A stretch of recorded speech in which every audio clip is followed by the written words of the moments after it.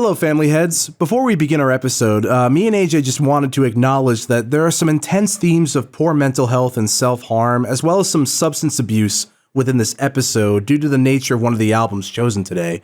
Regardless of what the album's tone may be, AJ and I would very much like to take it seriously, so listeners' discretion is very much advised. Also to Will Wood fans, just a heads up, we kind of dug into this album, so proceed with caution. If you love this album, that is fantastic. Unfortunately, we did not feel the same way. So without further ado, thank you guys and enjoy.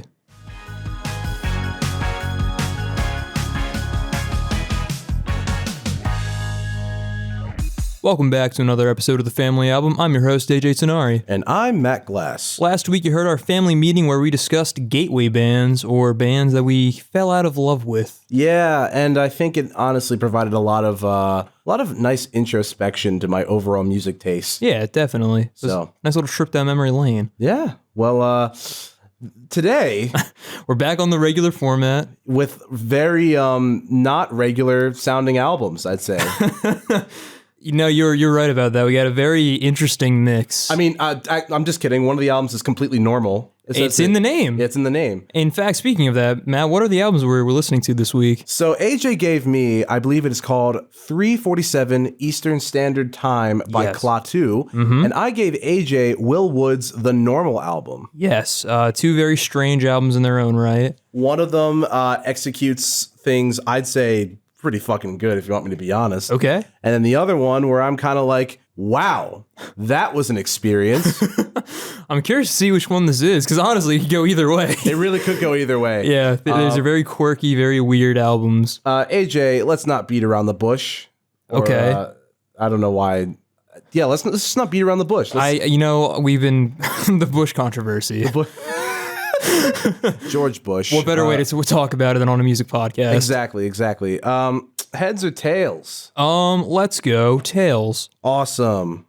I guess we're assuming that Tails is your album? Yes. Okay, cool. Well, it's Tails, AJ. It's time for Klaatu then. Everybody's favorite. Yeah, everybody's favorite who did not know the identity of them for like the longest time. Yes, because they were very reclusive about their identity.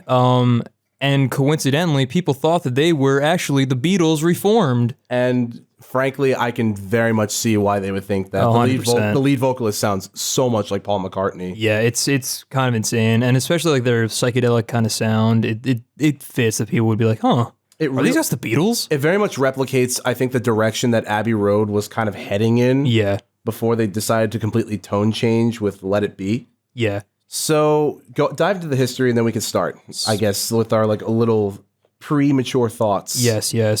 So we begin in 1976, August 11th. That's when this album was released on Capitol and Daffodil Records.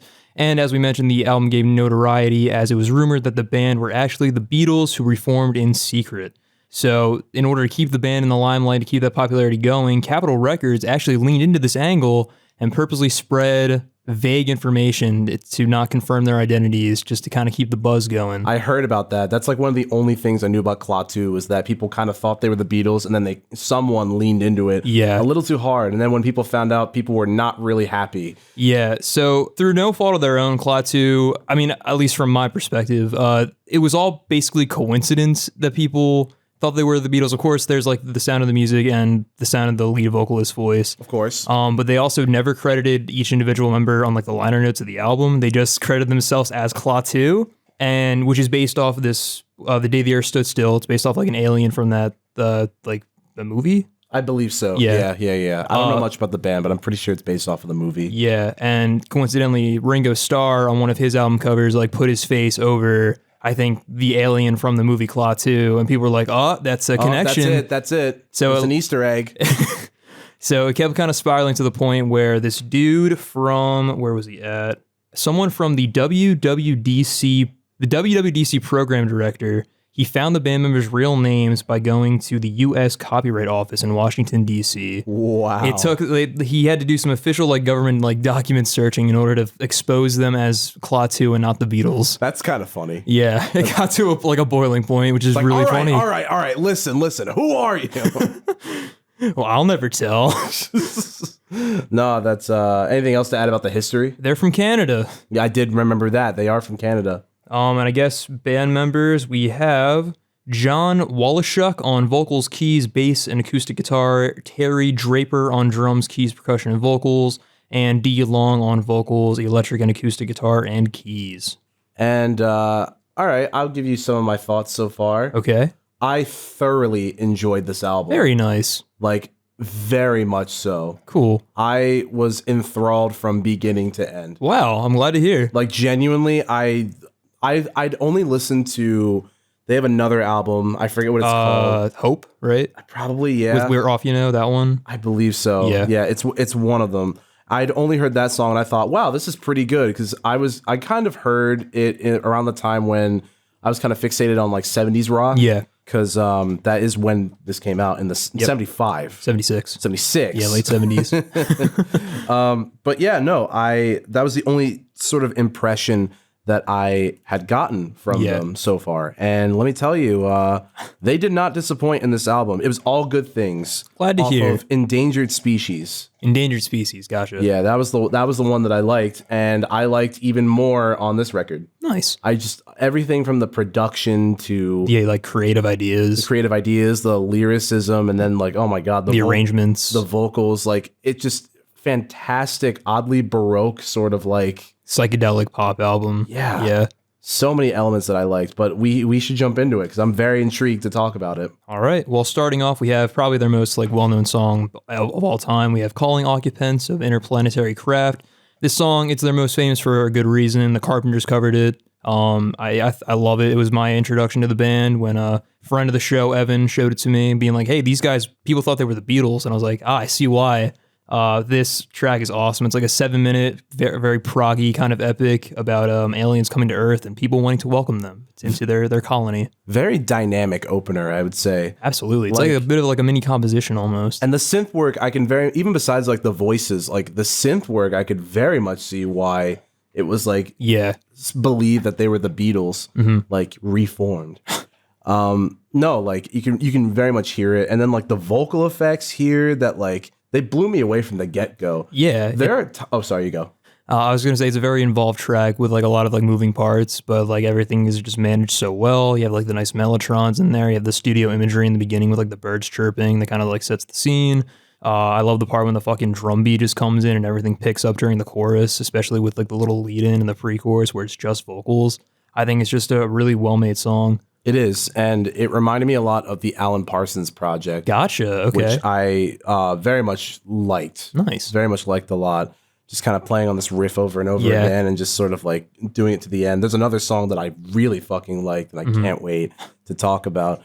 But like, goddamn, just a good time. Yeah. I also like how the different voices sort of switched too. Like, and I don't know, like, because there's one part where there's like there's like a female voice, I believe, that starts singing. I don't think that's on this track. I think it's on I think it's on the next track. There's like a female kind of guest feature. I could have sworn there was one in this one. On California Jam? I thought there was one on Calling Occupants. I thought there was like, I don't know about a female voice. He could just be singing different pitch. There's like the robot voice he does. And they also pitch up the vocals a lot. I don't know. Well, either way, that's a description problem. It fooled me, and it was different enough for me to appreciate it. Yeah, man. But I also like the message, and I like a lot of the message on each of these tracks. Yeah, I like just equating contact day to day with like extraterrestrial, like. But it's always like in a peaceful kind of way. Yeah, making like this meaningful connection. I feel like this album is what Music of the Spheres by Coldplay kind of wishes. Like it had like the same. This album is fun and full of personality. Meanwhile, like as much as I don't hate Music of the Spheres, that album is just like very industrialized. Yeah, like a lot of stuff they do. And Chris Martin's not talking about aliens, so like, what's the point? Exactly. But you mentioned the title of the next track anyway, I did. So we should probably keep going. Next up, as mentioned, we have California Jam. This is like a pretty cool kind of just standard, I would say, like Beatles rock track, which with some nice studio imagery, kind of like some Beach Boys influence as well. Yeah, kind of talking about California. The guitars fucking rip on this track. I think they're very groovy. And Laurie Hood is the person who sings during the bridge. I think that's what my mind goes to. You might be right, I think. And I may be crazy. You know this album more than me. I don't know why the fuck I'm doubting what you like. No, but Yeah, no, I love this song too. I love how the guitar is like on the backbeat. Yeah. Oh, and it has like just enough wah, but it's like not like overly so, I would say. It's funky as shit. It really is. And the Paul McCartney-esque vocals really shine here. Which, like, if you closed your eyes, you very much could just like, yeah, this could be the Beatles. no, for real. And I also kind of like the themes of like fleeting childhood wonder, because this song, from what I could tell, was about the singer's difficulty trying to grasp the fact that like this sort of childhood whimsy outlook to life is sort of like clashing as it fades into just monotonous reality. And I think what a very interesting way to kind of like highlight that. Yeah. And like sort of putting California as this place of like wonder, and it will never die there. Like it's such a weird like, yeah. And I think that also kind of like is really interesting in the frame of music, because like especially in this song, because as the song goes on, there's like more studio imagery introduced of like an arena, like of like cheering people, where it's like we made it as rock stars. But I think it's like kind of like a cool arc of the song. But yeah, I think it's a very solid track. It's one of my favorites off the album. And goddamn, those guitars fucking rule. Yeah, they do. I would very much agree. Shall we go to the third title, which is probably my favorite title in the entire fucking album? Yes, sir. We got Anus of Uranus. This is, again, one of their more popular songs. I'll just bangers back to back. This one gives me big 10cc vibes. I can see that. Very much like yacht rock, sort of like... Yeah, this like kind of I guess like thundering guitar with like kind of quirky vocal deliveries and a very goofy concept. And it also has like this sort of bluesy, sort of like, I don't know, like it's just the anus of Uranus. Like, oh my God. The way they do like voices on this album is just really fun. There's one that I love later on, and I cannot wait to talk about that one. No, one thing I really like in terms of production on this track is the way the guitar just kind of moves around like so much. Like one section of the song will be over here, then just like flash. Flash the channel. Yeah, like it's so full of movement.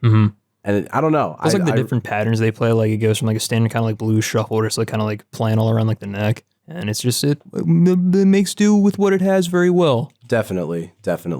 And just sort of this idea of wanting to get out of the ordinary. Yeah. Which is like said in the lyrics from what I could tell. Oh my God. And let me just say, like, I love the way that they play with like the fuzz effect on this song, even on like the drums. Yeah. I don't know, that it's so like fresh. Like I can't even describe it. But it's cool. And then there's also like a bunch of like space references, which who doesn't like space references? Yeah. I mean, Klaatu's like big, like are just big nerds. You know, like every fucking proggy band.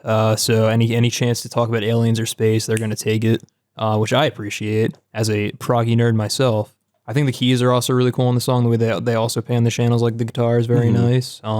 I think just like as a concept, it's very funny. It is. You know, just kind of staying away from the norm, the kind of shuffly instrumental they got going on. I think it goes on like a little too long. It kind of meanders a bit at points where you're kind of like, okay, I'm ready for it to move on. But like, I think overall it's a fine track. Yeah, I could definitely see it going on for a little bit too long. Yeah. So I'm glad to hear that you really like this album, because when I was revisiting it, I still enjoyed it, but not as much as like I used to. So I was kind of like trying to be like a little more negative about this, because I feel like I always bring on albums that I really like. So I was like, you know, let's bring in something that's like I'm not too hot on and not have an American football situation. Oh, don't worry, AJ. You'll have plenty of negativity for my album. Right. Oh, because I do too. Oh man. But anyway, we'll get there in a second. I'm super excited to talk about this next track. This one might be my favorite, if not Calling Occupants, but Sub-Rosa Subway, this track fucking rules. I love this track. It's majesty. This track is absolute fucking majesty. Like this is uber Beatles core, like right here. It literally, because one of the ways I describe this record is that it's a more, I'd say, cohesive and more directional version of Magical Mystery. Gotcha. By the Beatles. Because the production on that one is very like cartoonish and very like bright and happy because they were on drugs. And then no, but like, oh my God, I love how I feel like it's here where they just really go like balls to the wall. Yeah, man, like all these crazy instrument choices. Like I love, like my favorite thing on this entire album is like the choice to use chimes as like a railroad crossing. That's fucking brilliant. I love that so much, and it pans the channels too. It's such a good song. It's so well crafted. It almost feels like an entity of some kind. Like, Yeah, you know what I man. mean? With how much movement there is and just, oh my goodness. This song literally feels like sunshine. 100%. Like, oh my God. Like you're just chugging along. And the horns are absolutely scintillating. Yes. Like, oh my God, they're so sparkly. And then like, yeah, the bells, like you mentioned, the chimes. I also love the juxtaposition of kind of like the harpsichords in the verses before hitting that kind of like with the hard hitting horns in the chorus. It's just such like a nice like kind of back and forth. And then they blend well in the bridge too with like all these transitions. I'm like from the moment I started listening to it, I became kind of like low-key obsessed. Yeah. Like this is just, oh my God. Fuck yeah, man. Such a shiner on the album, like without a doubt. Sweet. I'm literally going to be, I'm probably going to re-listen to the whole thing after we're done. It's not a long album. It's like 36 minutes, I think. That's another reason why I like this album so much. But anyway, that's in the final thoughts. So I can't spoil all my final thoughts. But I really like the way that it also repeats that phrase like over and over to the end. Like, man, I fucking love this track. I think this is without a doubt like my favorite track on the record. Yeah, and and guys, we got to mention it because we love them. The string section in the second verse that persists throughout the rest of the song. The strings all across this record are just phenomenal. Yeah, like they just not only were like the players of the strings like good. Did you say there was a mellotron? I think there's a mellotron. Yeah. Okay. Well, not only did they like utilize it well, but just oh my God, like. Oh my God. Like, it's just it's just a very creative, very fun, whimsical album that like they know what they want to do and they execute it very well. And without it being like too much either. Exactly. At least most of the time, I'd say. It's definitely in the first half. I think they nailed that balance pretty well, but in the second half, it kind of varies. Yeah. But that's to each their own. That's just how I feel personally.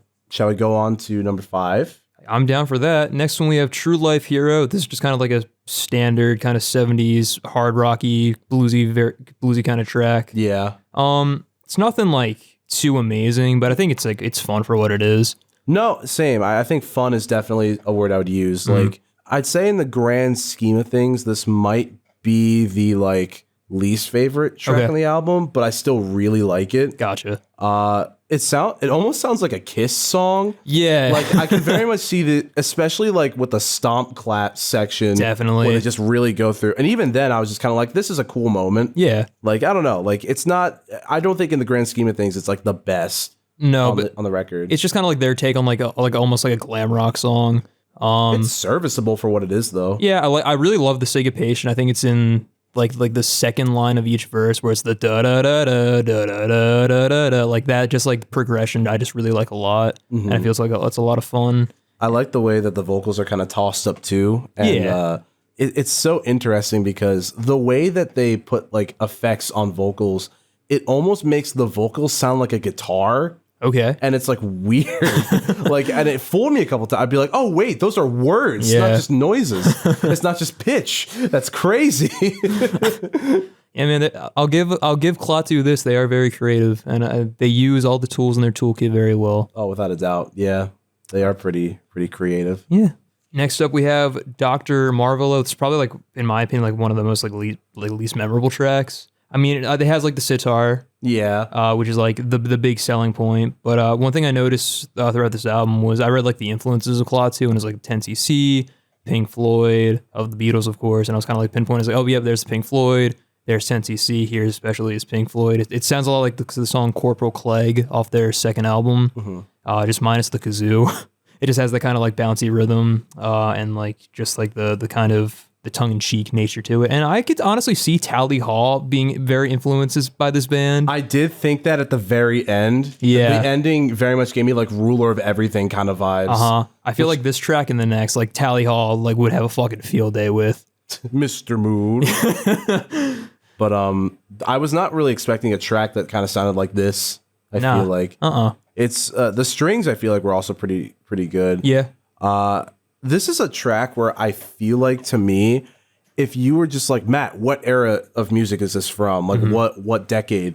I'd probably have a pretty decent amount of time, like, not being able to place it. Okay.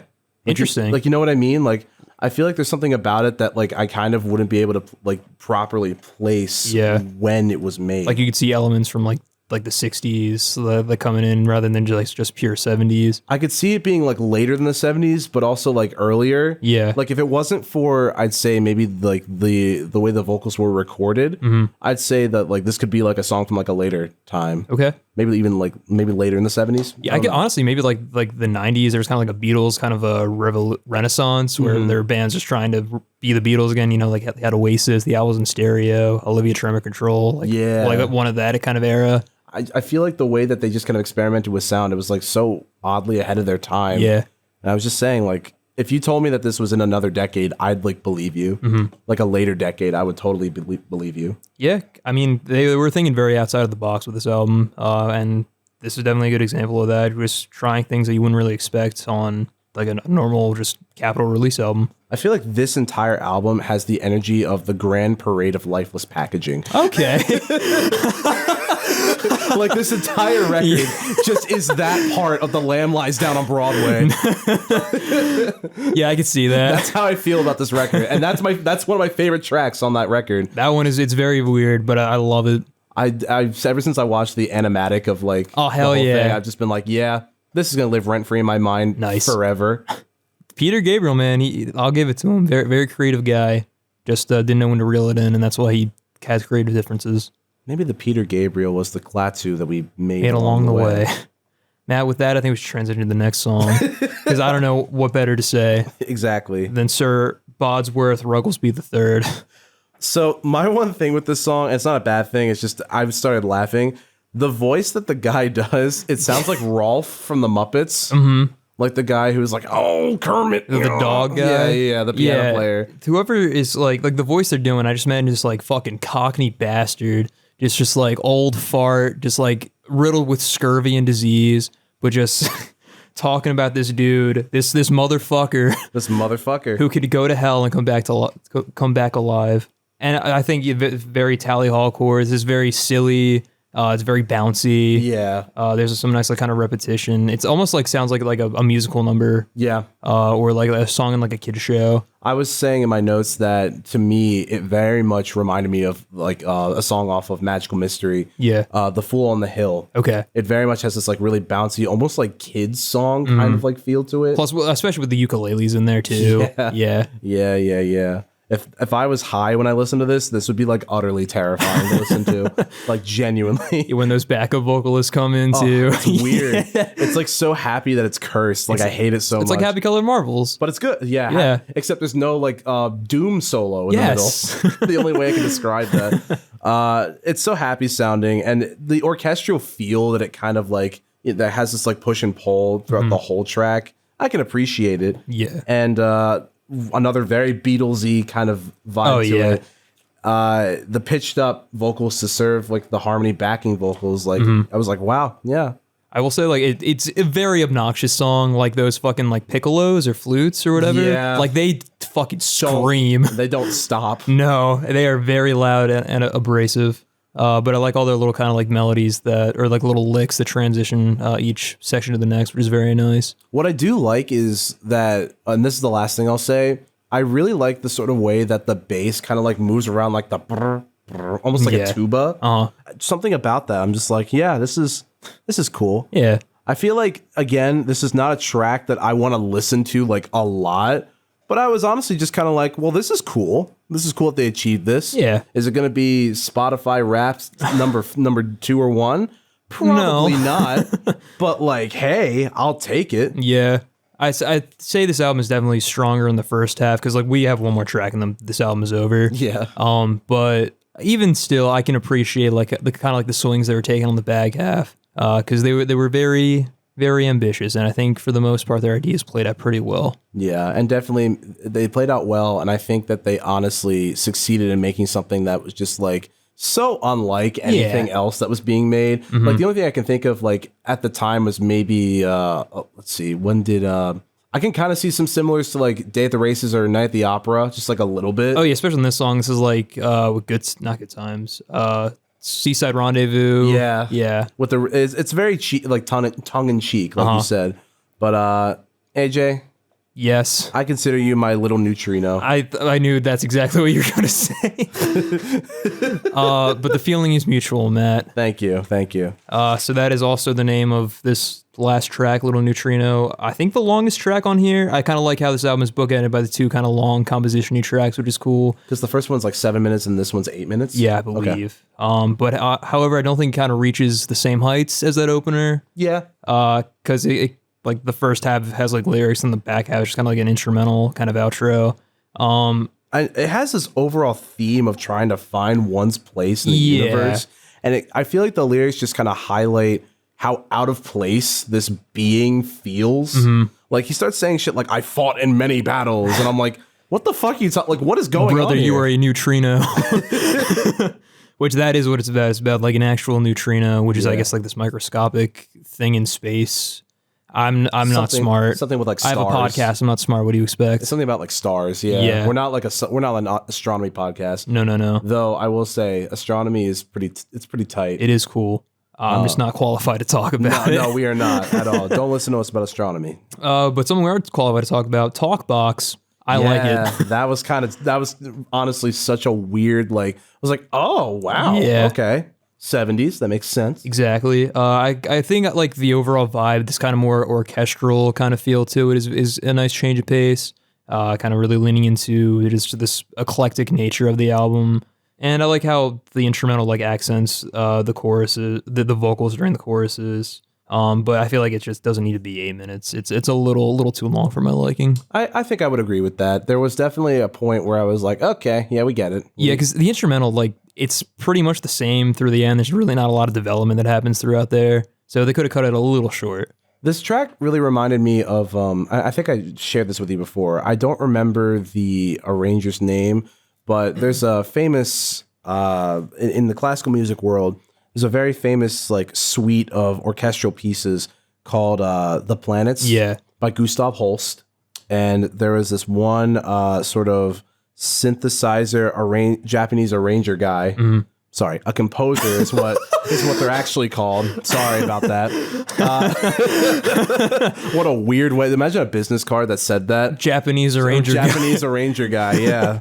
He had this take on the album that made it sound like so over the top and futuristic and like technological. And I feel like this reminds me of that because it has a lot of these sort of like fleeting, like scattered synths in the beginning and in the end, and in the end it like explodes. Yeah. It's like a whole thing. It's very futuristic sounding, but I do agree.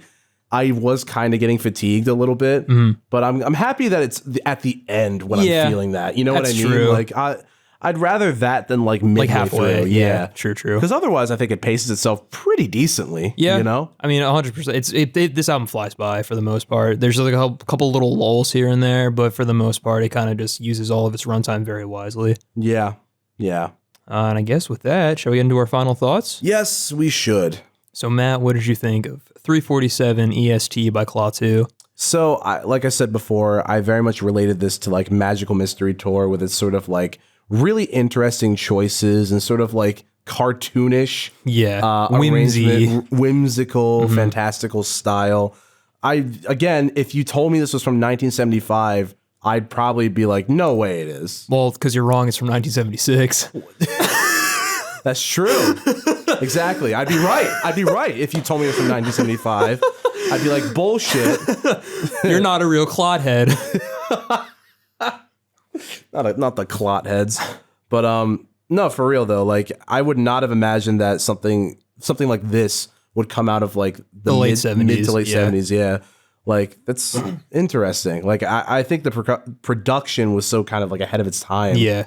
Just or maybe like I don't know, maybe a little bit after. But like I think it was just very creative, very creative. Yeah. Very fascinating to listen to, and like I don't know, just I think it's cool how they were very much ballsy, starting with like a 7-minute track. Yeah. And then ending with like an 8-minute track as bookends. Where even though like you, I didn't really enjoy the end track that much. Yeah. I did like the fact that it bookends it. Yeah, it's a very nice like aesthetic touch, and it feels fairly put together. Like, and I can appreciate that. Like, you can very much tell that like a lot of intentionality and a lot of like time and effort was put into it. Yeah, and I can appreciate it for that alone. I'd say musically, this is very fun. like I said before, like as much as I really like this album, I don't think like all the songs I'd very much be listening to like all the time, because it's a specific vibe. It's a very specific vibe. We're not going out of our way to listen to Sir Bodsworth Rugglesby III. No. I could just listen to like Muppets Christmas Carol if I really want to like listen to that voice sing over and over again. What an old Cockney bastard yelling in my ear. Exactly. We're gonna have a bit of a live ranking here. Oh. Yeah. Because I didn't actually I didn't actually write down a ranking. This is like the third time this has happened. No, so I'd probably put this in, I'd say maybe like high B again. Yeah. I would probably say high B, and I'd probably give this like a 7 point, maybe like 7.4. Mm-hmm. I enjoyed it. I think it's a very fun experience. I just don't think, like Magical Mystery Tour, I don't think I want to listen to this like all the time. Yeah. Because I think the concepts kind of get a little lost on me sometimes. Okay. Not lost on me, but like I like them, but I don't really find anything like that I relate to. They don't really grip you. They don't really grip me that much. Mm-hmm. I don't know. I'd have to listen to their other discography, and I'm sure they have like other like they songs. actually also have like a pretty small discography too, because I think they only have like maybe 5 or 6 albums. I listened to the album After This Hope, which I enjoyed. Not as much as this album, but it's interesting. It's a concept album, very much leaning more towards the prog angle. But like the lead single from that, "We're Off You Know," is a really good song. I think it rivals a lot of the tracks on here. Okay, so I'd highly recommend checking that one out. Hell yeah, I definitely will. But yeah, I'd put it in like high B, like B plus, and then like 7.4. Nice. I think it's very enjoyable, but I don't view myself listening to this all the time. Gotcha. Well, I think that's very fair, and I think that'll kind of echo my thoughts as well. So I think I first heard about this album like 2019, 2020, listened to it during the pandemic, so I got very acquainted with it. But kind of revisiting it, I didn't have as much love for it now as I did then. And I think that is because even though this album is very kind of ambitious, and even though it's very eclectic and it sounds like the same band, a lot of the times I feel like the ideas just don't really grip me as much. I think there are just like specific choices that are just kind of annoying or aren't very interesting. I mean, like True Life Hero. Like it's a fine rock song, but that's not what I'm coming here for Klaatu for. Yeah, Sir Rugglesby is very abrasive. Like I very much appreciate what they were trying to do with that track, but I cannot listen to it all the time. Dr. Marvello is pretty forgettable in my opinion, just kind of like Corporal Clegg, but more boring. And then Little Neutrino is just a very boring closer. But all those tracks that I liked back then, I still do now. Especially Sub-Rosa Subway. That song, like, I really enjoyed on these last re-listens. California Jam is a lot of fun. Of course, I love Calling Occupants. Anus of Uranus is kind of whatever. It's kind of there, you know. Yeah. But the musicianship is very incredible. I love the way that everything's arranged and just kind of how creative they were with all these different ideas, playing with different vocals and filters and pitches, as well as just instrumental choices you wouldn't really expect, but also work very well. The string arrangements and the horns are, of course, excellent, and I respect the ambition, but a little too silly at times for me. So I'm gonna give this about a C+, I think. I think that's very fair, and I think to your point about like funny voices and stuff that like are here and there on the album, I think just as like if a song is lacking in something, you kind of want to make sure that the other parts of it make it feel more whole. Mm-hmm. Like if like let's just say like I don't know, if lyrics are lacking, give it your all in like the vocal performance and the musicianship. Or like if the vocals are lacking, really make sure the lyrics are at least good and the music whatever, you know? I think it's kind of all about balance when it comes to like adding too much. Yeah. Like I think they strike it like decently well here. It's just like a couple times they falter where it's just not as strong as it could be. Yeah. So I can definitely see that with like Sir Bodsworth.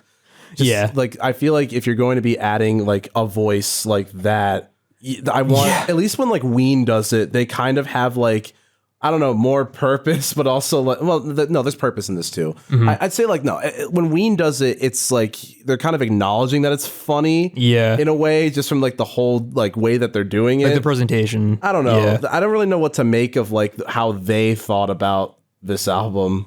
Klaatu or Ween? Klaatu. Yeah.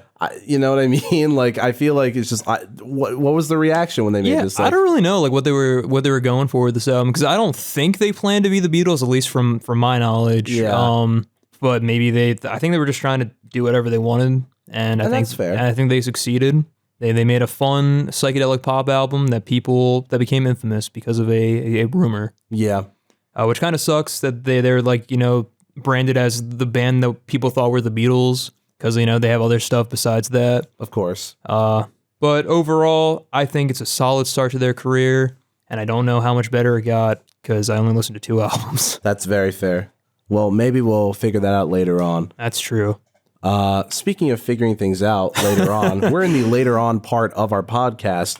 And I'm about to, hop into the history in a second about the album I gave AJ. Yes. The Normal album by Will Wood. Now, AJ, do you want to start any brief thoughts? Any brief thoughts before I jump into it? Well, this album certainly was not anything I was expecting to hear. Same when I first listened to it as well. Which I assume is the point. The Normal album is a very facetious title. It's just supposed to catch you off guard based off the sound and the context of what the album's about. I feel like I can kind of discuss my points more in depth as we go track by track. Yeah. But I didn't hate it. Yes. But I don't want to listen to it again. That's very fair. That's kind of how I was feeling too with it. It's a very interesting album, and I knew at one point I really wanted to bring it on. Yeah. Because I also kind of discovered it at like a weird place in my life. Mm-hmm. So let's just jump right in. What do we got in the history, Matt? Well, the Normal album by Will Wood was released on July 10th, 2020 through Say 10 Records and was produced by Jonathan Maisto, one of the two. I don't know. Okay. I don't really know how to pronounce it. Is there like a little accent? No. Fuck. Maisto. Me gusta. The personnel on this record, we got Will Wood on piano, keyboards, vocals, ukulele, marimba, and glockenspiel. We got, there's a glockenspiel. There's Matt Berger on the alto saxophone, clarinet, flute, and then some vocals in various places. Cool. We got Vader Boris on Darth Vader himself. Dude. On the upright bass and bass guitar. Mike Bottiglieri on acoustic guitar and electric guitar. Mm-hmm. We got some Mario Conti on drums and percussion. Richard Cush, Richard Cush, the good Cush, on a trombone. Seamus Ronan on baritone saxophone. Robert Schaefer on trumpet. Victoria Goedel. I don't know why I'm asking you. You don't have my notes. I do not. Victoria Goedel on viola. Spencer Danielle on didgeridoo. Whoa. Jonathan Maisto, he's the producer. I just read that as if I didn't read it before. Kevin Gilliorn on additional engineering. And then Matt Squire, who also produced on a couple other songs. Wow. There's a lot of personnel on this album. Oh, and you can fucking hear it. And it's crazy. Yeah. It's crazy. One last thing I'd like to say. From what I was able to sort of gather in terms of like theme, this album it's supposed to serve as a critique of conformity and the desire to break away from the absurdity and harmfulness of white Western suburbanite culture. While many speculated that due to the release date that it was a COVID response album, like to the pandemic and quarantine, Will himself has explicitly negated those claims, saying how it's not about a place, it's about the facade of the place, and that underneath our smiling faces and fashion and stuff like that, we're all meat machines propelled by electrical impulses, born of nothing but the instinct to survive long, to put out the latest model.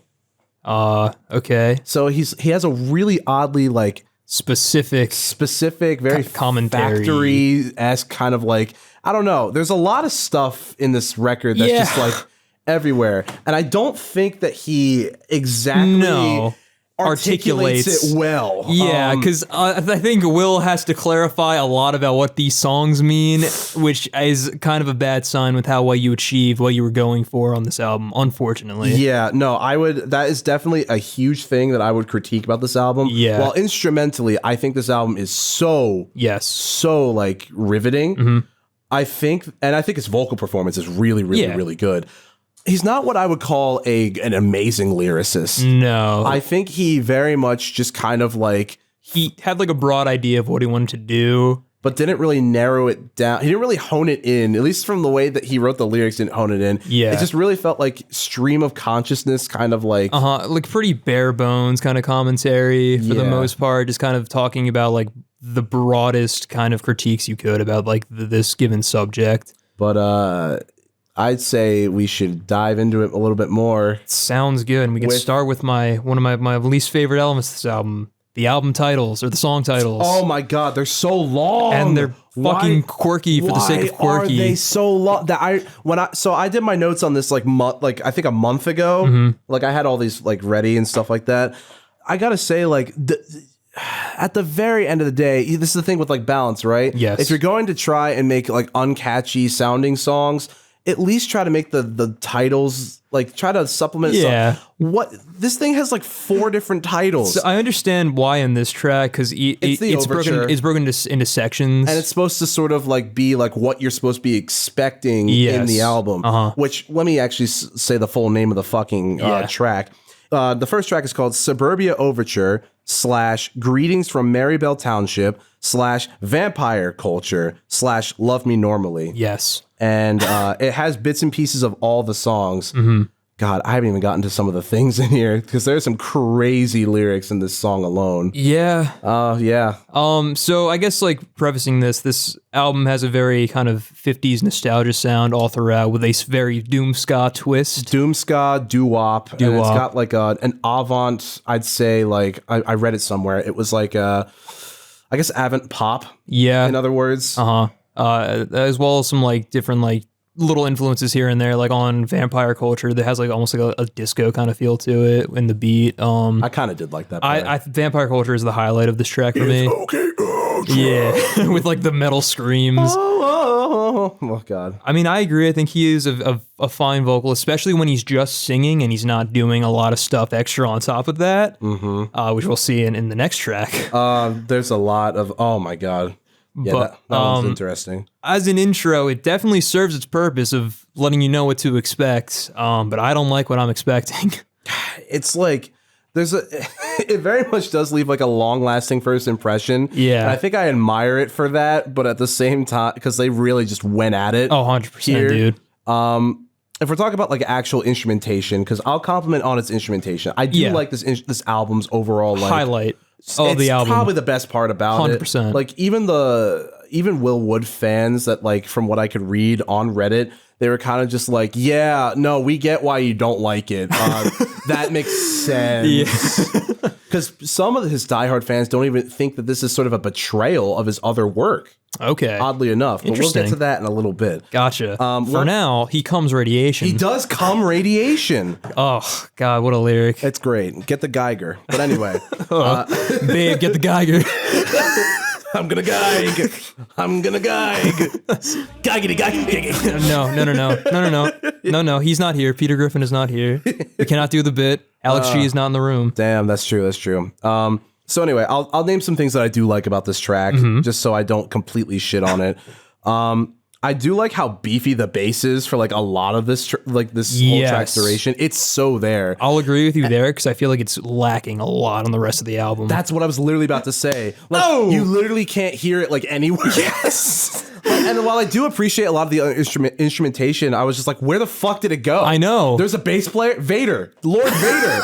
Lord Vader. Where did you go? That's when he like left for the Death Star. That checks out.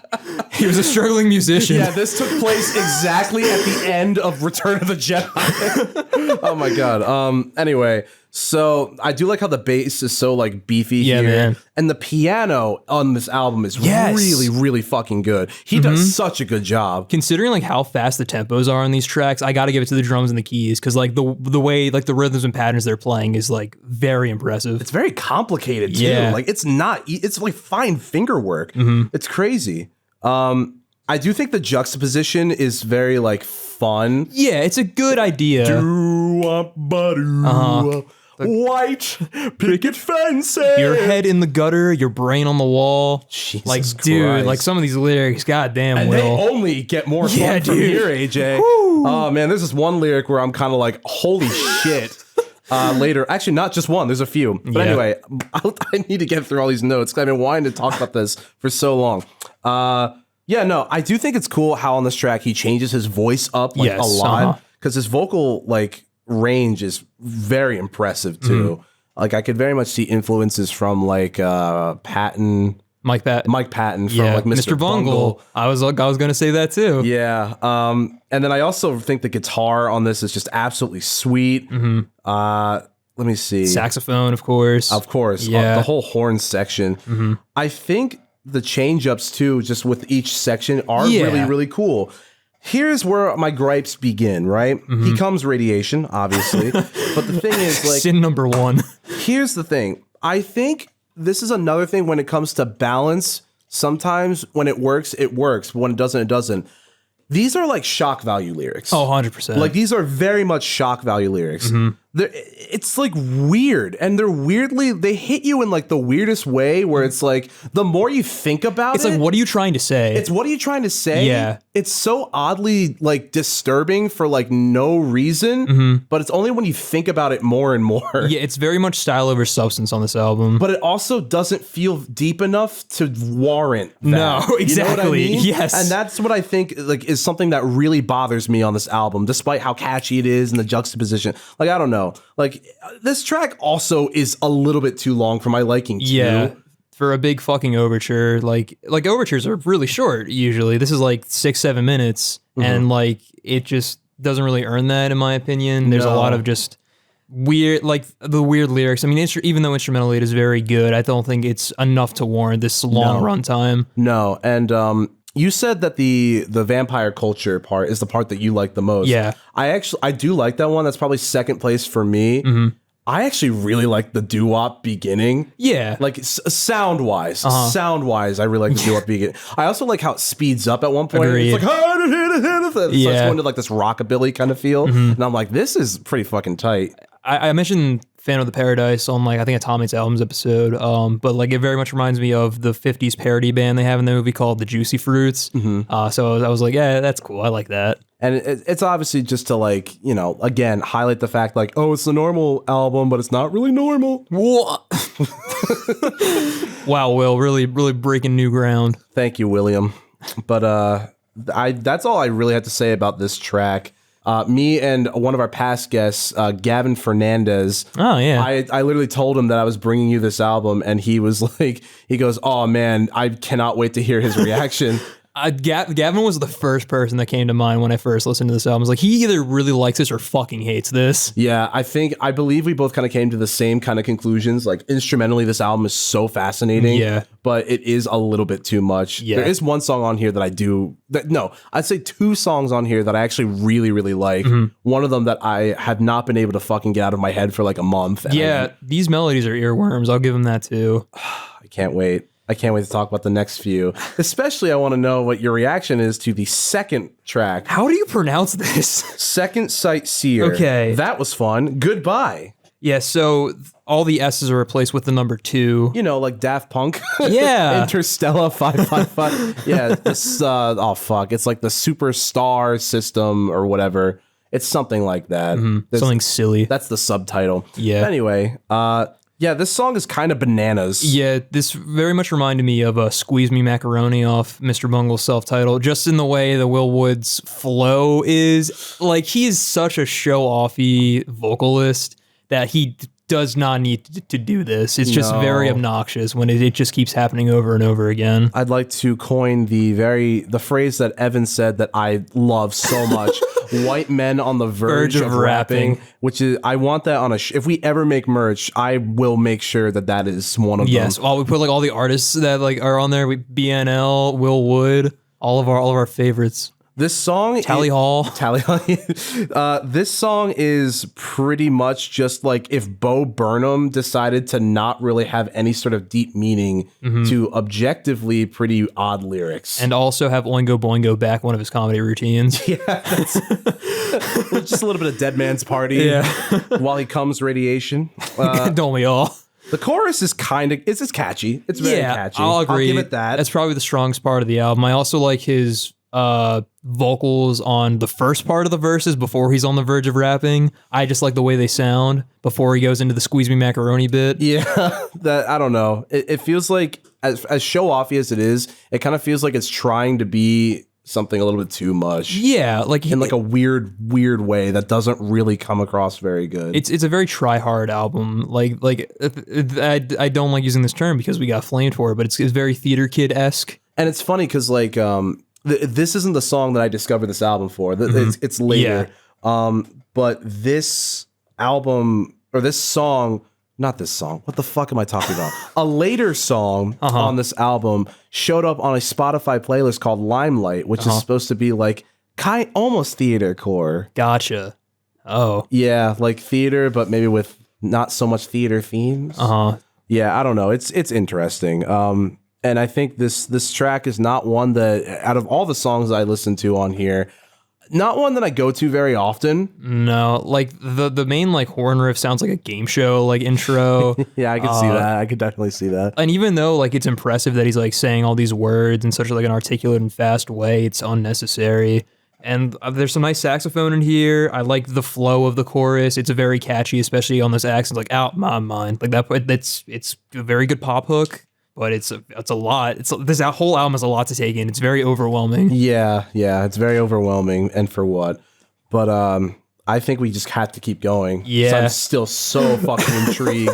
I've been dying to hear his thoughts on this record, ladies and gentlemen, because this is an album that's worth talking about for better or for worse. Yeah, man. There's a lot to dissect, and I think that's the fun of it. But we're gonna go to number 3, Laplace's Angel, Hurt People. Yes. I'm glad he answered his question. I'm really glad that he answered his question. I'm glad the only person that listens to Will is Will. I feel like, yeah, in terms of like critical reception too. Will is the only one who listened to it, which I can respect, but at the same time, like, yeah, maybe get a test. Maybe there's a reason. Maybe there's a reason. I will say the percussion on this track is fucking nice. Agreed. I very much like the pattern. It's almost it almost has like a Latin feel to it, which I dig. Yeah, no, I would agree with that for sure. This song is very like villainous. Definitely, it feels just very like, ooh, I'm on the prowl, and like, yeah. It sounds like Oingo Boingo, yeah, but like something like maybe like The Nightmare Before Christmas, like Jack Skellington. I could see singing this. I did say Oingo Boingo vibes in my notes. Yeah, man. AJ, you're just so cool. I'm just copying it. God, I know. Did you know I wrote the Normal album? Oh God! I rescind my statement. You are no longer cool. That'd be so wild. Anyway, but going back to the villain song, I think the saxophones also play into that. Just the way they kind of like wail in the background. There's a cool guitar solo in there. This is like, even though there's a lot going on, I feel like here it's a little more manageable because there's not as much, at least from what I got, not as much kind of lyrical bad things happening. Hodgepodge of not disoriented ideas, disoriented, unpleasant, incomplete. Sort of like, yeah. This is one of the more tame tracks in terms of like its lyrical content. Yeah. So it's nothing too bad, but it was here where I was like, wow, this album is a fucking like a lot, and I'm not ready for the rest of this. Yeah, no, nobody is. Yeah, the guitar and the piano, they have such a synergy to them that I think I could really appreciate. Agreed. And his vocal delivery on the third chorus specifically, I was like, ooh, that's pretty cool. And there's like the nice backup vocals as well that kind of echo him. I think this is one that I've grown to appreciate it a little bit more. Yeah. Like in like placement of like the other like album tracks. This is the second single of the album. And we're about to get to the first one soon, yes. I assume. Actually, no. Oh, the next one's not oh, wow. Here's a funny thing about this song. Okay. So track number 4 is I/Me/Myself, and it's recently become his most popular song because it kind of trended on TikTok for some reason in 2021. Gotcha. And this is Gavin's favorite song. And I also really fucking like this song a lot. Yeah, it's very, very, very catchy 50s pop doo-wop melody. The hook has like a chokehold on me a bit. Just like, it's the, I wish I can be a girl. Like, oh man. It sounds so obnoxiously like sweet. Yeah. You know what I mean? Especially with those kind of like, those synths in the background as well, with those like a lot lighter instrumental. I think, are the glockenspiels on this one? I believe so, yeah. There's definitely some sort of like high pitch percussion. Yeah. very ringy kind of sound. Girlfriend, boyfriend. I love that part. When they just the accents, yeah. It's like this song is like a big stim, like without a doubt. This song is just like an absolute like big stim for me. Girlfriend, boyfriend, am I pretty enough? But yeah, the lyrics are interesting overall. It's an interesting like exploration of identity. Yeah, because like not that I feel like people need to necessarily like put everything about themselves like on the page. I just kind of wonder like, because I think in terms of making art, especially like if it's like not, especially if it's very exuberant, like a lot of this album is, I like to know where things come from and like for what reason and all that stuff. And I kind of wonder like, I don't want to say like whether or not he is, right to be talking about some of the stuff on this record. Yeah. The problem is like I don't really know much about him in that aspect. The thing about like this track specifically, like he had to clarify that like because the song talks about gender identity and like a lot of people thought he was coming out as trans. Yeah. And he had to clarify like, no, it's just I'm a very feminine man and I just want to be like show that I'm secure in that and like how I struggle with that growing up. I'm glad you understood what I was trying to say because I was trying really, really hard to not say something just absolutely offensive. Yeah. Because I trip over my words like a lot, which is insane that I'm on a podcast.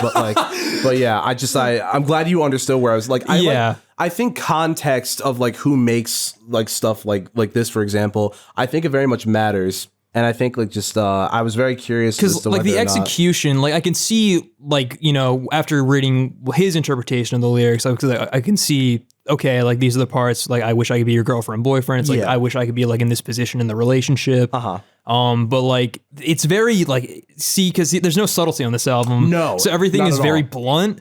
And when going about this topic, it's very easy to see it. It's very hard to not think that it's about that. Exactly. And I think at the time when I was listening to this, I was like, wait a second, what is like? That's what I thought too. I was like, oh, is he trans? So I looked up like what happened, and I was like, oh, okay. But why'd you have to? Well, you should have maybe reworked this a little bit so we didn't have this kind of like misconception. It's like he fixated on like a certain part of like that general ballpark idea and didn't really like round it off or kind of polish it to make it come off a bit more clear to what he was trying to say. Yeah. You know what I mean? Like he just kind of like really went and like... He was like, oh, I want to do this, and then didn't put too much thought into it. Yes. And like, I'll say I feel for Will because like having people speculate about your identity is awful. It's terrible. Like, with having like your fans tell you to your face that like you are trans, like that's got to be hell on your mind if you're not. Yeah. But at the same time, like having people like box you in like that, especially when it's not even like true to what you want to be. Yeah, especially when the song is like championing just identity and like, you know, being who you are. And then having someone tell you like, no, you're actually not that, you're this. Like it's very unfortunate, but at the same time, he kind of did it to himself. Yeah. Which is a major shame. And really could have used like another kind of like a pair of eyes, another like couple rewrites or something. And that goes for every track on this album. Because what he's trying to say is not very clear a lot of the time. No, and I feel like he kind of shoots himself in the foot a little bit, just like, and like I feel bad, like you just mentioned, but at the same time, I'm just like, yeah. Mm-hmm. It's a double-edged sword, this album. But it's also, for some reason, this track is the most popular song now from And I feel like if like people out there can identify with this as like a coming out as trans song, then that's perfect. Great. That's awesome. That's even better. In 2021, I believe. Is that what I said? Yeah, it was 2021 that I read. It trended. Yeah. But yeah, that's great for people who can take that message away for themselves. Absolutely, because I feel like art overall is supposed to be up to the like interpreter. Yeah. You know what I mean? Like however you want to take it is how like, you know, people typically what it means to you. Exactly. Mm-hmm. And I think that's super important, especially when the lyrics aren't exactly clear in the way that you would expect them to be clear. So yeah, I think that's honestly a very, very good point, AJ. Mm-hmm. And I'll also say, I think another reason why it's so popular is the instrumental. Oh yeah. It's extremely catchy, really leaning into the doo-wop 50s again, especially with the intro, the ba-ba boo-ba. A bird is the word. This is definitely, I'd arguably say, the most palatable song on the entire record. Yeah, especially it's just from like, structurally, it's just like a very standard kind of pop song. Yes. And it has a nice little bridge too, where it kind of like slows things down a little bit. One of the rare few times it fucking does, so that's greatly appreciated. But I think it's a very tightly structured song with even if a very unclear message. I'm happy that it means a lot to a lot of people, and I'm very sorry that happened to Will, because that's very fucked up. Yeah, it kind of seemed like a weird, it's a very oddly hairy situation, I would say. Mm-hmm.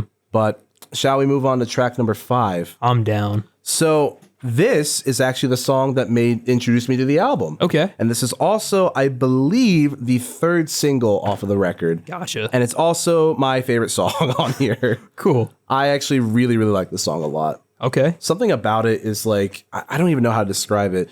It's like an introvert's anthem. Like I can't even like describe like also instrumentally, I just think this song is really, really fun. Yeah. Even with like the weird like 8-bit like pills like synth drums that kind of happen. Like I will say there are like points in this album where they switch to like an electric kit, which I'm like, what? Whoa. Like, it's a little jarring. It's very jarring. It's a bit jarring. I won't lie, but I do like this song. There are lots of very interesting, like really interesting like insights on this album. Mm-hmm. There's this one lyric he has where it says, "We're looking through the pockets of the hand-me-downs we've laid out, wondering if we'll fit into the yesterdays we've played out." Which is a very like, He can be good when he wants to. Yeah. She's a girlfriend, boyfriend. Sorry. No, but like... Sorry, got to stim real quick. Sorry, but it's a very interesting lyric, and I've been thinking about that one a lot as I've been kind of like more trying to critically like assess what I'm listening to. Yeah. But I do like the drums on this one a lot. Okay. I think overall the drums, like maybe except for like the 8-bit pill part, I only think 8-bit pill, and the reason why I say it like that is because like there's some Dr. Mario tracks that like kind of sound a little bit like this, and I'm like 8-bit pills. That's all I can think of. I think pills in terms of like chiptune music that it's a thing. I don't really recall, but yeah.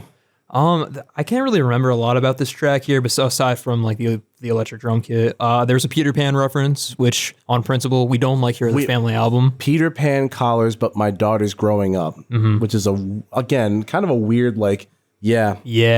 I do like the chorus on this though. I like the almost Meatloaf ballad break during the bridge. That was pretty fun. And also a lot of premature fucks on this album. Gotta say, motherfucking business. Yes, like he doesn't need to do that. No. Come on, Will. It's okay. We can't take you seriously when you're doing that. What's the one he does it in Suburbia Overture too, right? He does. Like, I don't remember where exactly, but I was like, there, add one to the counter. Oh, it's the hey, fuck your culture. Yep. Yeah, during vampire culture. Yeah. Yeah, I don't know. This is weird. This song is like a weirdly existential bop. Yeah. I think this is the one that's supposed to be kind of like playing into the like Suburbia thing too. Okay. I feel like for me, this track was more so like a checkpoint of how I'm feeling about the overall album rather than this song itself. So that's where most of my notes went. And that's fair because we are 5 tracks in, and this album is a lot to take in. Yeah. I thought that most of the album was going to sound like this track. If you can picture any semblance of this track, it does not sound like this. This is a weirdly like it's isolated kind of thing. Isolated, out of place kind of like song on this record. Yeah. Yeah. I was hoping that it kind of would sound more like this, but sadly, that's not the timeline we got. No. What I thought was just like an album about like introverts or whatever was really just about this whole like undercover like nuclear. Yeah, it's some coming radiation. We can't escape it. We can't. No. Just a hodgepodge of ideas that weren't fully fleshed out. Yeah, unfortunately. I don't really have anything else to like say that much. Nah, I'm good to move on to the next one, which we have Outliars, spelled Liars, and Hypocrites or Hippocrates. Yeah.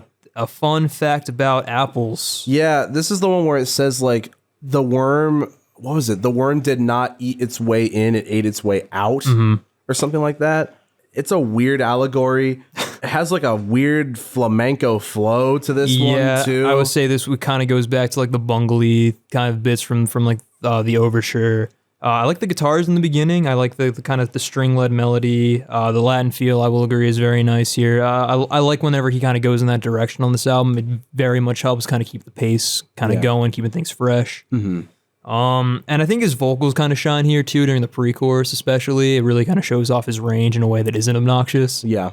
I will say too, he has this weird like Ramones-esque kind of vocal delivery on this track. It's like a sort of like a shout saying, hey, oh, kind of like weird, like Blitzkrieg Bop-esque. A little bit, yeah. I'll hand it to him. He can make vibes that sound consistent with each other, but different enough. Yeah.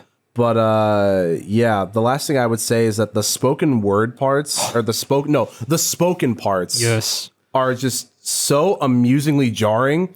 Like, it's so wild to me how just randomly it like... And I hate them. They're one of my least favorite parts of this entire album. Yeah, I don't know why he decided to put it upon himself. And when I say amusingly jarring, I was like, oh, that's... Yeah. It's like, oh, we're going here, I see. We've never liked spoken words in the past, AJ. Not really. Because, like, I feel like there's a very fine line where, like, it works, but Will does not strike that. The balance of this album, he's off the fucking tightrope, dude. He fell off a long time ago. Yeah. It is very much like theater core, like you would say. And not even in like, but like I'm talking about like the theater core, like the SNL skit, you know what I mean? Where it's like everybody wearing black and there's just like crates. Like, this album kind of feels like that, just a little bit. Yeah, like one man show, like very aggressive monologues. Yeah, that nobody really wanted. I don't really have a lot else to say about this. Nah. Just the fun fact about apples. Was it? Will? It was not.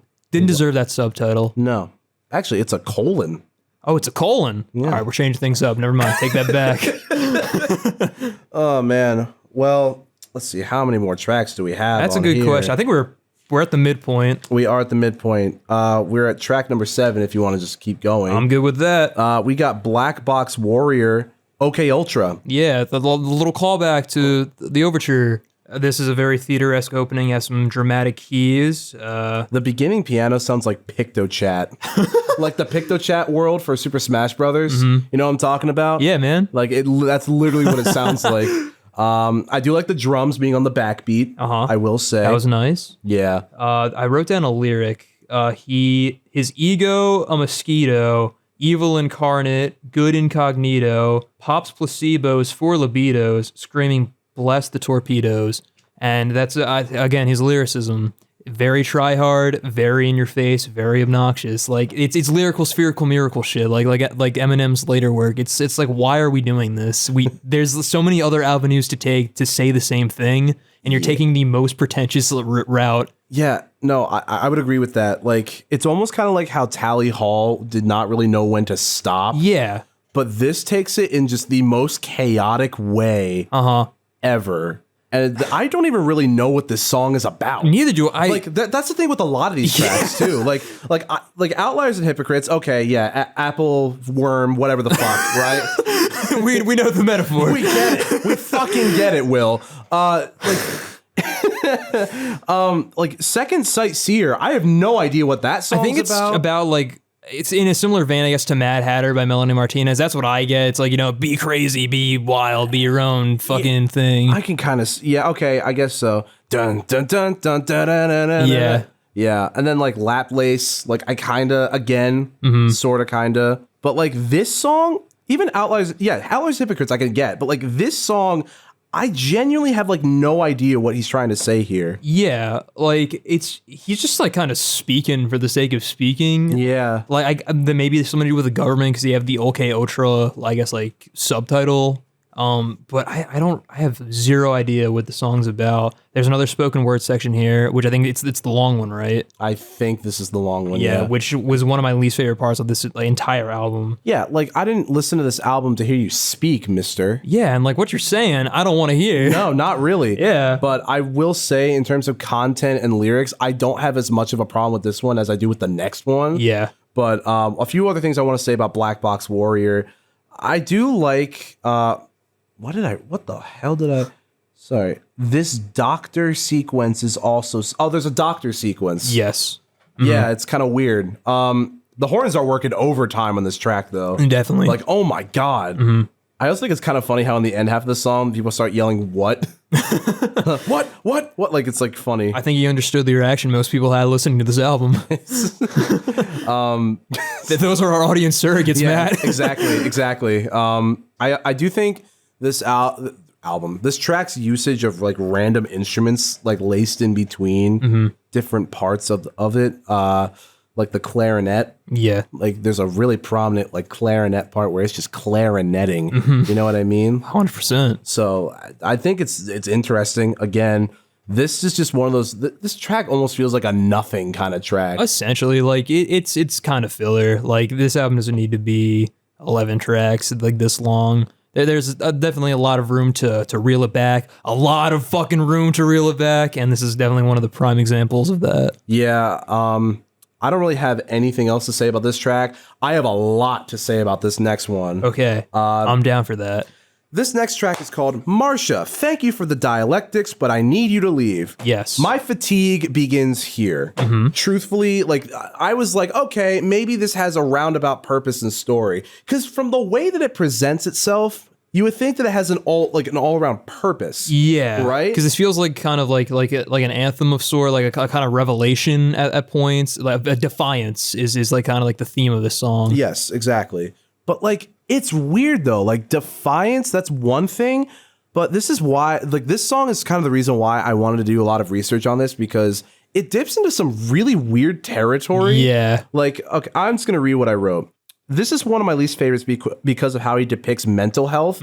Because in this one, and a little bit in the last one, it's like supposed to be satirical about mental health stuff because like the album's composition being like super derived from the 50s. Yes. And like, you know, like 50s people. They didn't give a shit. Didn't give a shit. Yeah. So that's the thing. Like, I don't know. There's like zero nuance. No. In this song in particular. Like the hook, like we drank ourselves to death. God damn it, we liked it. Yeah. Like what the, like, it's so weird. And honestly, at points it doesn't come across as satirical, just in like the way of his delivery. It sounds like at points he's fully serious, and it's just tasteless in my opinion. It's very tasteless, and it's like I don't like the take on self-harm. That's the thing that really was just lost on me. Sorry if this is triggering, by the way. I probably should have mentioned. Yeah, like maybe I'll maybe like a warning, a disclaimer at the beginning. Maybe we could record one. Well, we'll cut this part out. But like, yeah. Or if you heard the disclaimer, that's how it was made, guys.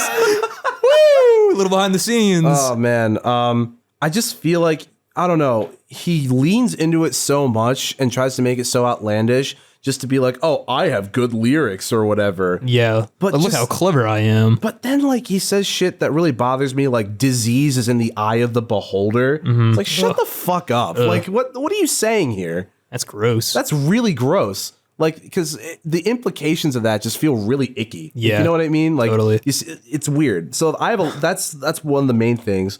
I will say the piano is very, very nice. Yeah, I'd say like musically, this track is really good. Like, I mean, like most tracks on here, but I think here, like especially, I really enjoy, especially considering how fast the song is. Yeah, just like it's almost. Is it in cut time? Because it sounded like that to me, but I could be wrong. I feel like it is very, very fast. So I could see it. But like the way like the drum like is constantly filling after the choruses, just juxtaposing with like the piano that's like shredding the keys. It's just like very impressive musically, especially again with the horns too.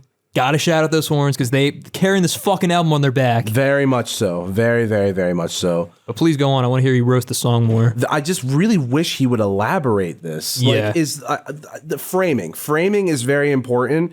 Is this supposed to be like framed as him being a therapist?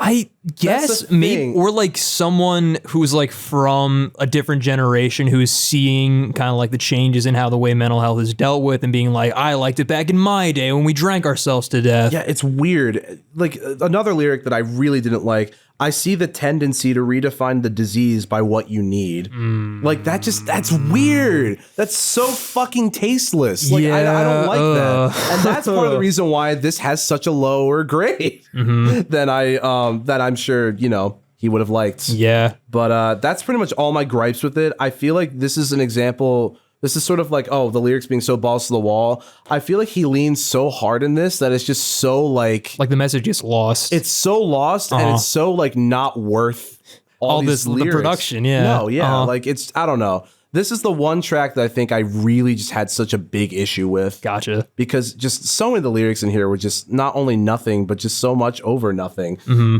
So yeah, a little over the line. Over the line for absolutely nothing. Yeah. So yeah, that's Marsha. Thank you, but I agree. You need to leave. Very much so. I need to leave at least. Well, I think we could leave soon because we only have a couple more tracks left. Honestly, thank God.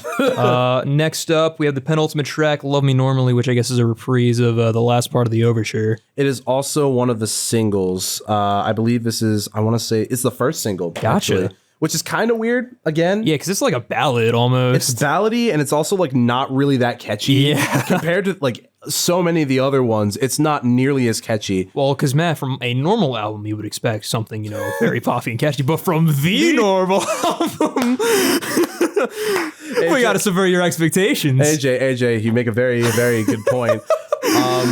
I will say, like, this is, compared to the last track, this is a weird change of pace. Yeah. This is very jarring, I would say. Mm-hmm. And also, that key change is undeserved. Oh, a lot of them are. And a lot of them happen too, which is very strange. A lot of key changes. I felt like in this one, it's just so like this is the most undeserved, I think. Yeah. Because again, this is another kind of like nothing song, in my opinion. Mm-hmm. He's kind of talking about like, because this is another one where I tried to like look up the meaning of. I mean, it's pretty self-explanatory. Love me normally. But then again, he's just throwing a bunch of like random jargon, shit. Yeah. Like he goes so over the top to describe how much how many things are so wrong about him or whatever. Mm-hmm. Where I feel like honestly he did a better job in the 5th track with that. So it's weird. Also, did you say there were 11 tracks or 10 tracks? Because I only have 10. I probably just can't count, as we've seen in the Macy Peters episode. Okay, gotcha. I know we have 2 tracks left, including this one. We're going back to London. Apparently with this album, we're going back to London. Sorry. But anyway, what I was going to say, I'm talking a lot. Do you have anything to interject with before I keep going? I didn't really feel much on this track. I think that there's some road keys. Is that right? It sounded like there was a Rhodes or something. I enjoyed that on the second verse leading to the chorus. Didn't like the spoken word section as per usual. A third one. Yeah. A third one. This was also when I noticed the electric kit. I was like, whoa, like, why is this here? Very much, yeah. It's wild. It stands out a lot here, which doesn't really blend in with the rest of the mix. Which I think like that can also kind of play into my issues with the production of this album. For the most part, it sounds pretty clean, but again, with the lack of bass all throughout, and just the way that some of the instruments sound, it feels kind of weightless. Yeah. Which I guess kind of reflects his concept in a twisted kind of way. A lot of these moments that should hit hard don't really do so because of the way that the album's produced. And I guess a lot of these ideas that Will wants to hit hard doesn't hit as hard because he doesn't know how to say them correctly. Yeah, no, absolutely. I have a couple other things to say about this. Mm-hmm. Wait till you hear my ending paragraph. Boy. I have quite a lot to say. I'm excited. Yeah, this is the song that Suburbia, like, opening that is supposed to replicate and stuff. Yeah. It's supposed to be, like, and he's supposed to try to make it, like, seem all, like, full of pageantry with this jargony 50s talk in the middle. It's our grand finale. And whatever. And it's just, like, it is trying so hard to round off the album. This could have been the closer. I know, we have one more fucking track. Frankly, this could have been the closer, in my opinion. Like, listen, I appreciate the commitment to stick to the style and make things sound like they did in the 50s with some, like, conspiracy, because on paper, that does sound kind of cool. Yeah, it's a fun concept. But just, I'm getting so tired of this motif that, like, weightless, without substance, it just feels so hollow. Yeah. Like, none of the stuff is hitting because it just feels so hollow. Because there's nothing to say, apparently. Yeah. Apparently not, no. So, I don't know. This could have easily have been the closer track, and then I would have been fine. But we have another track, Memento Mori, the most important thing in the world. Guys, did you know that we're all going to die one day? Well, Will Wood wants us to remember, and he does it in a way that's, frankly, kind of nothing. Yeah, the most important thing in the world sure sounds like a lot of nothing. Yeah. What a lovely message, also, you know? Like, hey, I understand nihilism. I understand that we're all going to die. Of course, of course. But, considering all the shit we've been through on this album, ending on some kind of positive note would have been nice, but I understand this album is about everything wrong in the world. I mean, it's kind of like a whatever track. It's kind of like an epilogue. Pretty much. It's like a bouncy acoustic tune, almost like the track on Tally Hall, the one after Ruler of Everything. I forget what it's called. This is the that one. Like, yeah, I could literally hear it when you said that. Yep. Like, that's so weird. It's very similar, like sounding to just about death and how life is meaningless. So don't let people tell you how to be and be your own self, because we're all gonna die one day. Which is an irrefutable fact, and like I think I can kind of see like the angle with that. But I was also just kind of like, we've been through a hell of a lot here. Yeah, can we just be over? Yeah, like honestly, you dead ass. I think it's cool that he tried to round it off with humor at the very end, like a dark sort of twisted humor. But at the same time, I'm just like, this was a lot. This was an ordeal. Yeah, this also doesn't feel very earned. No, this it feels really just doesn't. kind of thrown in. Exactly. But that's all I have to say. But track by track, that felt like an eternity. Dude, I'm not gonna lie. I feel like I got this weight's off my shoulder after saying all this. We're as weightless as the album now. Whoa! Call me Will Wood. Well, AJ, let's eat our way out of this apple and say our final thoughts. I'll go first. Amen. I think that, okay, I'll say some good, some bad. Oh, wow. Why did I write that high of a letter? It's supposed to be lower. Sorry, I don't know why. There we go. Actually, there we go. Nice. I wrote it way higher than because like I listened to this again today and I was just like, man, this is, man. Anyway, here are my final thoughts. This is an overall very fascinating take on life, culture, and stuff that I feel like I feel like it's made to intentionally sound this chaotic because a lot of the stuff he's saying is chaotic. Yes. The whole point of the album is to sort of poke a hole in societal norms that we are allegedly trapped in every day by proving that everybody has a dark underbelly beneath all the glimmering normality. Sort of like a weird, like, Notes from the Underground Man, Dostoevsky sort of like thing. Okay. Except not nearly as intellectually sound as Dostoevsky is. It's through this weird window of like exaggerated imagery of the suburban 50s paired with lyrics that are just like randomly will make your skin kind of crawl for like no reason the longer you think about it. But like they're not placed well. No. They're not placed well and they're not like expressed well. Expressed well. Yeah, no, like it's so random and it's so jarring. I don't know. Like I feel like a lot of other things of media have tried to communicate this sort of same message, but it's usually executed way better. Yeah. So if juxtaposition is like the main means of trying to send the message and reveal themes, this goes a little bit too far and doesn't really know when to reel it back. And I don't even think it knows what it's trying to do. I think incomplete is something you said, and frankly, I would agree. So yeah, no, a lot of it just sounds really unintelligible, nonsensical, and with not a lot of payoff in the end. So frankly, I could only give this like a low C. Like, okay. I don't know. I gave it like a C+ at first because instrumentally, I will say this album is good. And I don't think I could quite put it in D tier, but I think honestly from this morning, because I had it as a B- for some reason. I don't remember writing it as a B-, but the thing is, I had it as a B- because genuinely, I think I meant to. I thought C. I wrote C+. Yeah. But anyway, The intrusive thoughts were a B. little bit. Highest I can give it is a C- though, because frankly, like as much as I like a lot of the instrumentation here, this album is grueling to get through. It is a little bit too much for me. Like this doesn't even feel like a well-rounded, like complete thing. Nah, man, it's just like an experience you don't want to go through. And in terms of numbers, I'd say like maybe just like a little bit above a 5, like a 5.1. For music alone. For music alone. The amount of points taken off is for all the lyrics. Yeah. Like most of the lyrics. But yeah, I'd say low C and then like 5.1. I think that's very fair. I think like you, I think my rating is also a little too high. After kind of discussing this with you, I feel like my opinion has kind of changed a little bit. I was a little more harsh on this. I think rightfully so. At least I think so. No, I think you're right. But again, starting with the good, the instrumentals carry this album. Yes. Everyone that is not singing or adding conceptually to this album does a great job. All the horn arrangements are very well done. The homage to like the 50s doo-wop sound is cool in parts, but is overused at points, which I feel kind of bogs the instrumentation down a little bit. I would agree with that. But in terms of technicality, it's brilliant. Yeah. And like very impressive, especially playing at like such fast tempos and in cut time at points. Huge shout out goes to the drums and the keys for that alone. I would shout at the bass, but I can't fucking hear it. Lord Vader. Oh man, it's crazy to think that Lord Vader was a struggling bass player before he was taken into the Sith Empire. You know, just we all have That's what happens when you get involved with Will Wood, dude. our community grind, you know what I mean? Just that's it right there. Sith culture. One second you're on top of the world, next thing you know you're just playing bass Based on a Will Wood album. and you're so bad that apparently he just doesn't even want you in the fucking songs anymore. He pulls an Injustice for All and turns your bass all the way down. Anyway, what other things do you have to say about it? I guess going to the production, as I said, it's very weightless, much like the concepts of this album. A lot of the things, even though they sound pretty clean, they don't really hit as hard as they should, and that goes double for Wood's lyrics and concepts.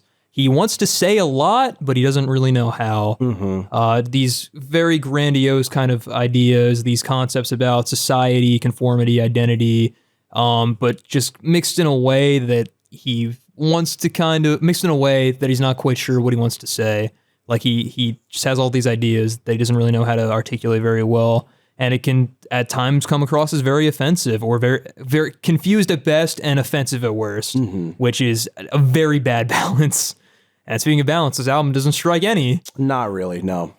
Really does not know when to dial it back, because this album really needs to slow the fuck down at points.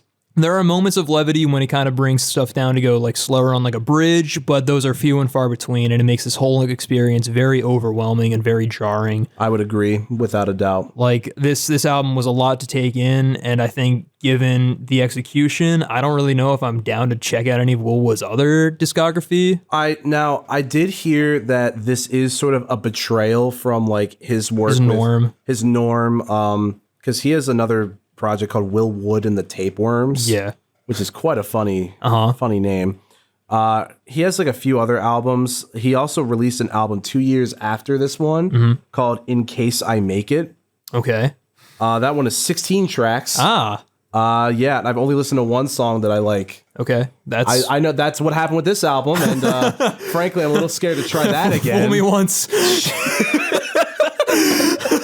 Yeah, I can only blame Will so many times here. But from what I could tell in his fan base, a lot of people actually don't really like this album that much. I was curious to see like what people thought about this album after I did my listens and took my notes, and it seemed very mixed reception on like album of the year. There were people that really hated it and people that really loved it. And I can definitely see both ways. I think people definitely love it like for the aesthetics and the instrumentation. Yes. But people also don't like it for the reasons we said. And I think both are completely valid. But overall, I think I'm going to give this like a D+. Like this album is a lot to take in with very little reward. No, I would totally agree with that. I think honestly, me giving it like the C is a little bit generous. If you want me to be real, hey man, when I looked at it, I was like B+ or B-. No way. That's definitely because like I was like, did I mean to type that? Yeah, I had this at a C before we'd record, and I was like, no, this album isn't that great. I think especially like just one thing I got to say, track number 8 is probably the thing that I hate most about this album. Yeah, the Marsha, thank you for the dialectics, but you need to leave. Yeah, that frankly, I just feel like really just. It screwed the pooch on that one. Yeah. As Tony Stark said to Peter Griffin. Sorry. Peter Parker. Could you imagine just like Peter Griffin is Spider? Sorry, just like I couldn't. I'm sorry, Tony. I'm just trying to be a hero. Screwed the pooch. There's our cutaway gag, Seth. Oh, Peter Griffin in Spider-Man Homecoming. Radiation. Hey, Lois, guess what I come? Oh, this is even worse than the time that the apple ate its way out. I think on this note, we should end this. We should get the fuck out of here. Oh, what a fun episode, man. Very fun episode. I did like your album, and I'm so fucking glad that I've been able to kind of talk about this one. Yeah. Because, like, Yeah, this is very interesting dichotomy yes. of episodes. Oh, we got one. In one of the reviews for the album I gave you, I saw the word dichotomy, and I was about to be AJ's like, gonna love this. No, I did not. There was no point in this album where I thought AJ's gonna love this. But yeah, I think this was a fun Absolutely. episode. This was definitely a fun exploration of ambition done well and ambition done very poorly. Yeah. So we hope you guys enjoy. This was a lot of fun for us. I guess that'll do it for this week's episode of The Family Album. As always, I'm your host, AJ Tenari. And I'm Matt Glass. Thank you for always listening. We appreciate your love and support, and we'll see you next week. Peace.